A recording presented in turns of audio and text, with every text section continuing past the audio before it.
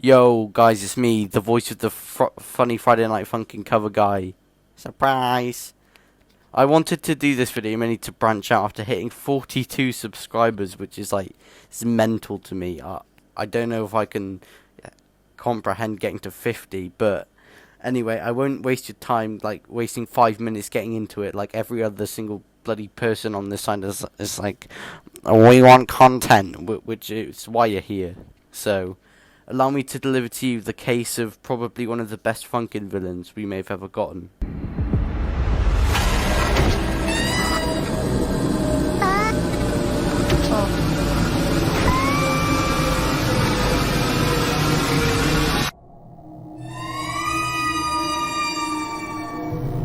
I mean, this is clearly kidnapping. You're looking for someone? Seems you don't recognize me. It's me, Mario. Almost. Right, for starters, this is clearly some form of identity theft, as he says that he's Mario, but almost, implying that he isn't actually Mario, and we know, if you know the lore of this game, that he's actually someone from the quote-unquote real world, trapped inside the game, therefore he's not Mario, and he pretends to be him and run the Mushroom Kingdom, therefore making him guilty of identity theft, which will land him about 5 years in prison. Oh, you two seem a bit scared. Well, don't be. I'm not gonna kill you. Yet. I want to have some fun with you two midgets before I end your lives. Not only is he threatening to kill both boyfriend and girlfriend in this situation, he's also threatening them with a bloody weapon. Now, threatening to kill with a weapon alone gives about a 10-year prison sentence, but considering he's threatening to kill them both, I'm going to give him 20 years for this crime twice. Oh, don't bother using your powers. They're useless here. This is my world. Considering how he both points a cleaver at her and emphasises the fact that he's in full control, and the fact the girlfriend is clearly quite startled by this, I'm going to give him a charge of intimidation, which will land him 4 years in prison in the worst case scenario. Oh, you gotta pay for what that traitor of a man you call a father did to me all those years ago. He's still clearly wielding the weapon as seen in the previous clip, and he's threatening to kill her in this context, so I'm going to give him one of the same charges that I gave him previously. I've heard so many stories about you. You defeated lots of creatures, some like myself. Monsters, demons, angels, freaks. Considering the amount of knowledge he has on boyfriend and girlfriend in their previous adventures, he's clearly been stalking them for some time, and since BF and GF are both canonically 19 years old in FNF, we can only assume it's been for that long, so I'm going to give him a 10-year charge for stalking. So, how's about we make a deal? 3 songs, just 3. Beat me, and I'll let you go. Lose, and you'll perish by my hand. Despite boyfriend clearly being up to this challenge, this is still forced coercion, since he's threatening their lives if they do not comply. Therefore, he's going to get 5 years in prison and a fine of £3,000. Yes, I am British, unfortunately. If you want to unsubscribe, I understand.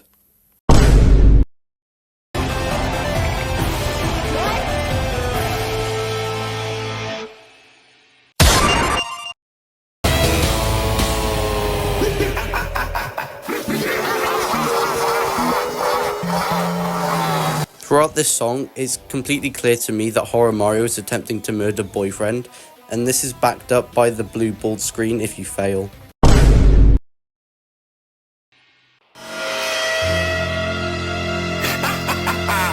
Oh, this is so much fun. How's about we take things up a notch? That looks like sexual assault to me, pal. I'll also be giving him 2 assault charges for throwing boyfriend and girlfriend, which will land him a year in prison and a fine of £900.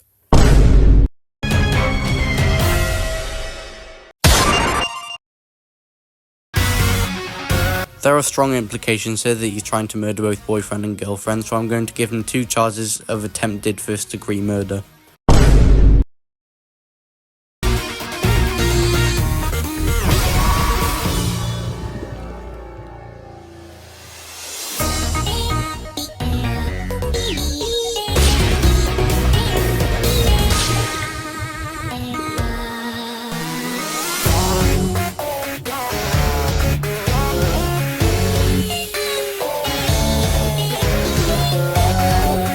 I'm actually going to rule this as self-defense because Horror Mario in no way even provoked Peach or Yoshi into attacking him.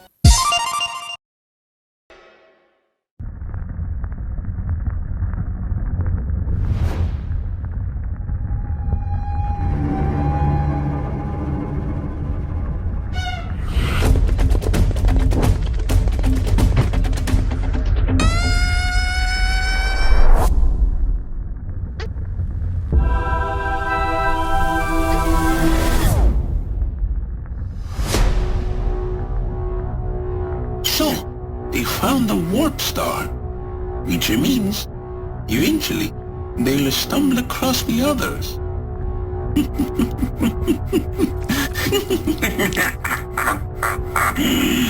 But don't worry, Mario get you next time. So you'd think I'd give him a charge for these threats, but he's not directly threatening them, nor is anyone around to hear it. So apart from, obviously, me reviewing the cutscene in universe, it technically didn't happen, because no one saw it happen. So I'll let him get off with this one.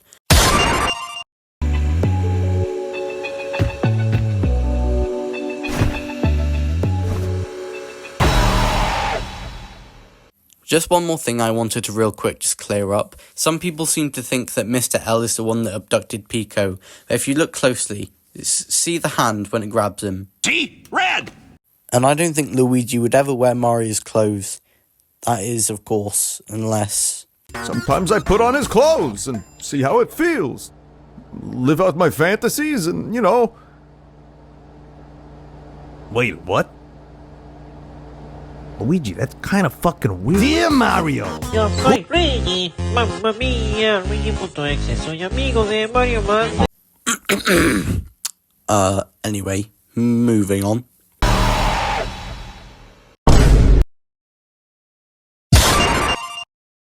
Tell me, do you know what all of the creatures down there have in common? They're all in my game. They all belong to me. Here, Ultra M confirms that everyone that these two have faced up to this point are part of his game and bent to his will.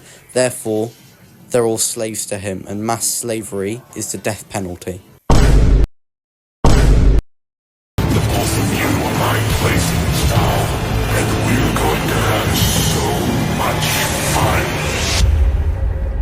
Come and face me, little rat. Your time has come.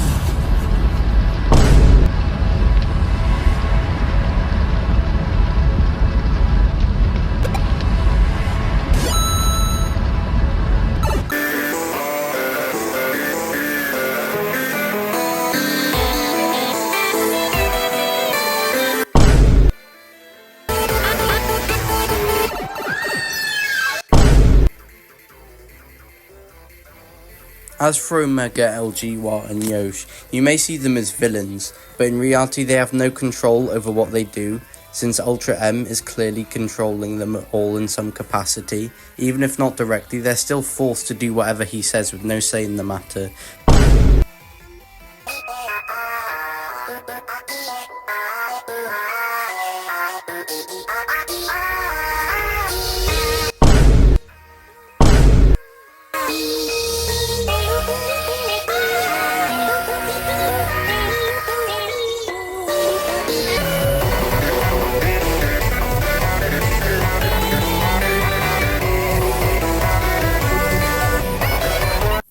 Him stealing and using Omega's voice for himself is considered identity theft in some form, and considering I counted 19 characters that he mimicked, that gives him 19 counts of identity theft.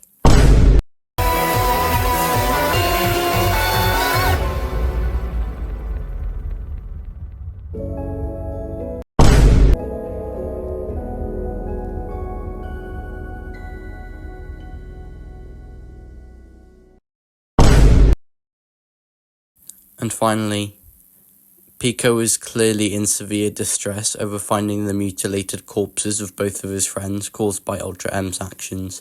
Therefore, I'm going to be giving Ultra M a charge for giving Pico severe PTSD.